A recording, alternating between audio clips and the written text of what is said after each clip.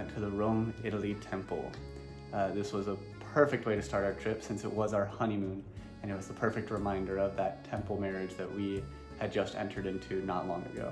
Our favorite that we saw there was the Trevi Fountain. So our tour started at the Colosseum, where we got to learn a lot about the history of the building itself, but also like the gladiators that fought in it, with dinner at the rooftop restaurant of our hotel. It was so beautiful, and we could see the whole city from there. Basilica that actually has one purple pillar. It is legend that if you stare at that pillar for a certain amount of time, you will end up finding the love of your life. So Sam actually has a fear of heights, so it was pretty funny when we got up there. You're holding me, it's okay. Don't walk backwards, are you psycho? Nah, it's okay, baby. And in this one, you can see it looks like Sam's ice cream in her ice cream cone. We got to go on a gondola ride through the canals. We just loved being in love on our honeymoon. Don't bite his fingers.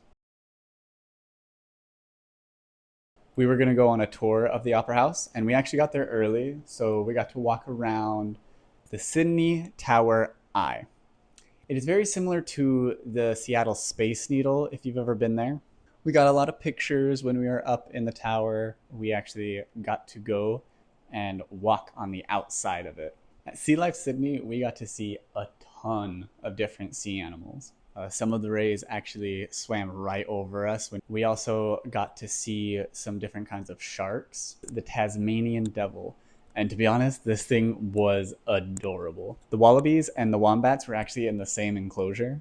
We then got to see pretty much a real life dinosaur. And of course, we met Sam's bestie, Taylor Swift. His name is the Blue Groper, Peter Jackson. We actually got to hand feed some kangaroos, got to pet them a little, take pictures with a real live koala.